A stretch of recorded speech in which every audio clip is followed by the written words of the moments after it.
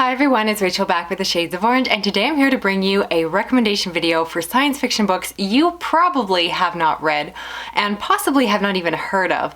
I do need to make a disclaimer with this video that if you religiously watch my channel and watch all my reviews, these are books that I have technically talked about in previous videos, but they're not necessarily ones that you see come up in other booktubers videos. I feel like no one's really reading them, and I want to give them a second chance to get a little bit more life and a little bit more press online. Because for me, when I go to watch other people's videos, I'll click on a video that says like science fiction recommendations, and then they proceed to hold up The Martian and Ready Player One, two books that I really do enjoy, but I think most people at this point are aware of those kind of books and have decided whether or not they want to read them for themselves. And so I want to put out a video for those of you like myself that read a lot of science fiction and are looking for new recommendations, books that you probably haven't already read. All that being said, let's get started. First, I want to talk about The Light Years by R.W.W. Greene, and this is the book that I don't hear anyone talking about. It came out a few years ago. This story is told over two perspectives, following a man and a woman who are engaged to get married. You find out that in this future world, humanity has expanded beyond Earth onto other planets. However, because of light years and travel, it causes people to experience time differently depending on if they're in a planet or if they are out on a spaceship. And so the story is told from the perspective of a man who is out and about in space, and then he becomes engaged to a baby, which sounds really strange, but basically he has an arranged marriage with this young child with the promise to return back to the planet when she is of age and marry her then. As part of this contract, she is supposed to have a very specialized education in order to get specialized in the field that his family is involved in their own work. And so it's kind of a business trade, but also helpful for her as well, because she will hopefully have a better life. And so because of the time difference, time moves more quickly for him than it does for her, and so essentially when he returns back to the planet, only what seems like a few months later, she is now an adult. So the story is told from his perspective as he first goes to the planet, makes the arrangements, and then is waiting for the time to pass. And then we also get to have her entire growing up story, because it's almost a coming of age story from her perspective.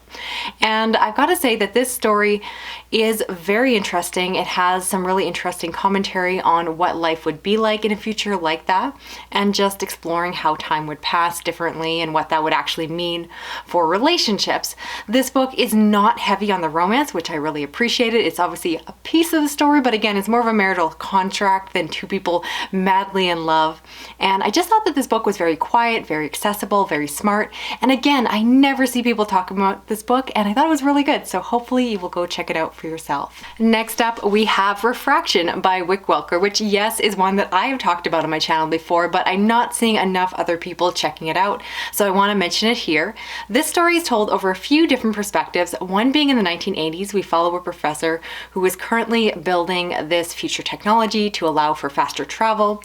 And then we also have some perspectives in the future, so we follow these pilots who are on a colony, and then we also follow the perspective of an artificial intelligence person who is the mayor of this future Mars colony. And eventually we get to see how these perspectives tie together.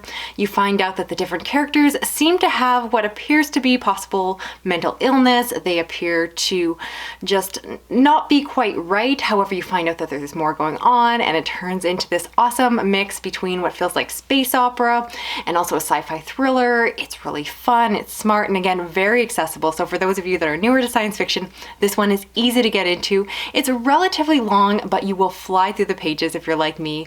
I thought it was super engaging. It definitely gave me dark matter vibes, and again, I would love to see more people checking this one out. Next up, we have Repo Virtual by Corey J. White, and this story follows a man who works as a repo man, but really what he is a con artist. And so at the beginning of the story, he gets the opportunity to take on a heist, and so he recruits other people to assist with this mission, and they go about stealing something from $1 billion millionaire, which possibly turns out to involve artificial intelligence.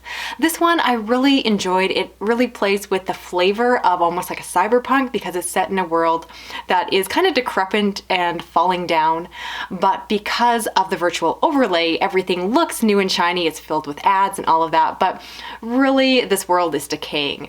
And so I really like the aesthetics of this one. I thought it was very engaging, a really good fast-paced plot. I do enjoy a good heist story, which I see a lot more in fantasy, so I love to recommend it in science fiction. I think it's very accessible for those that are trying to jump into this genre.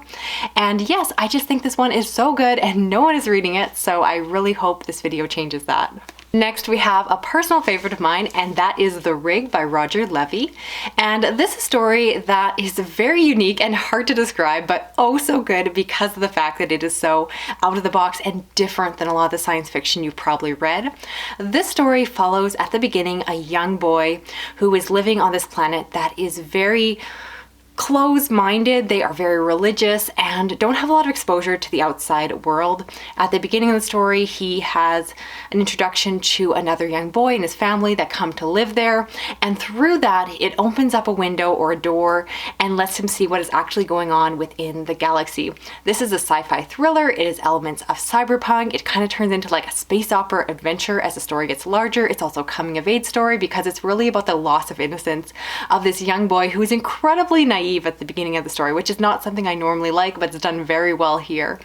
And eventually he learns how to hack and gets exposed to, again, all of the criminal activity that is actually happening, and it just opens his eyes, and I love what he discovers. It's so interesting and again so unique. I just remember reading this one and being like, why is there not more science fiction like this out there?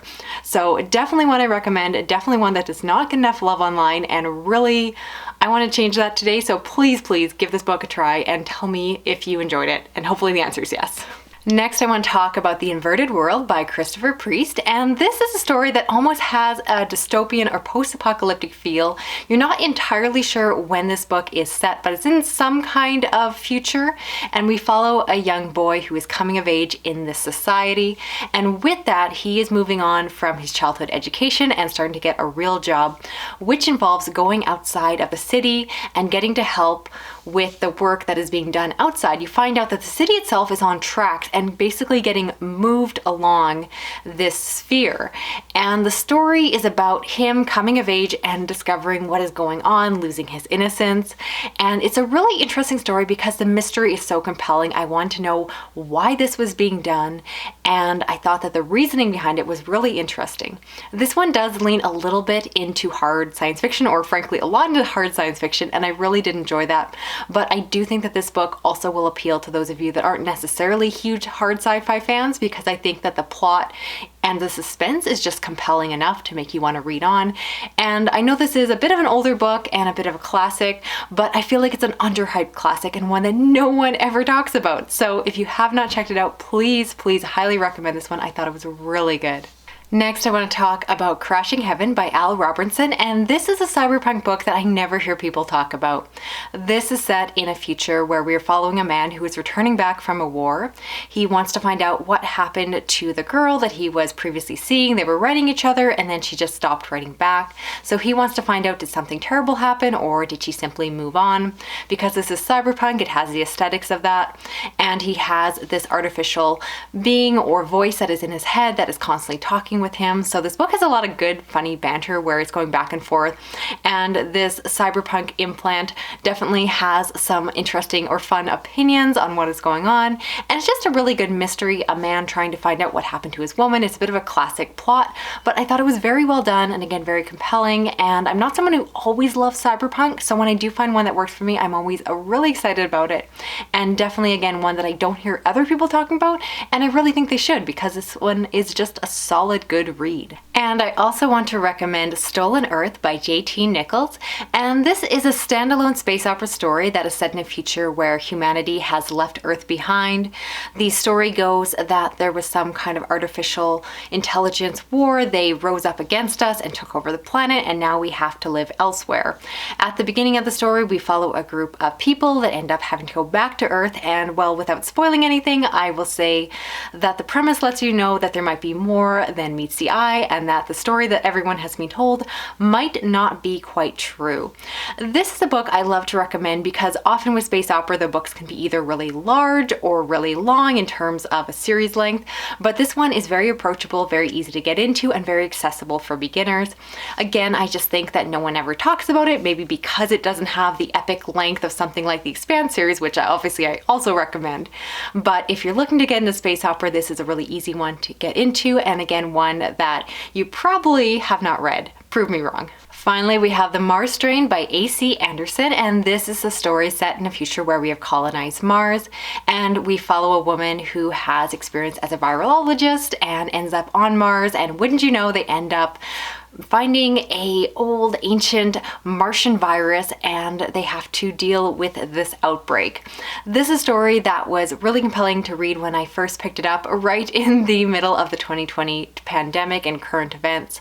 So this book definitely hit home for me. I really enjoyed the conversations about vaccines and virology and the technology and science all surrounding that. I believe that the author has a background in that field, and I really like that she brings that hard science and factual information into the story.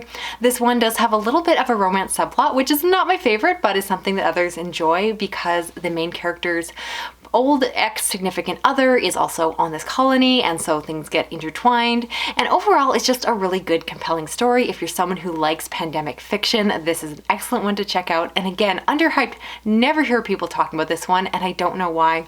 I got to do the audiobook version of it, which I definitely recommend, and I do think it's just a really good, compelling story. So that's it for this video here. I'd love to know, of the books I talked about, first, how many have you heard of before? And then how many of them have you read? And if you plan to read any of the ones that I recommend, I'd love to hear that as well. If you're new to my channel, I do read a lot of science fiction, fantasy, horror, and thrillers, and I really do try to balance my videos recommending and talking about really buzzy best releases, as well as some underhyped gems like these. So if you enjoy that, please consider sticking around for more content. You can help me out by sharing this video online, give me a thumbs up, dropping an emoji like a spaceship, and if you enjoy this, consider hitting that notification bell so that you never miss another video from me. Thanks so much for watching. I'll talk to you again soon. Okay, bye-bye.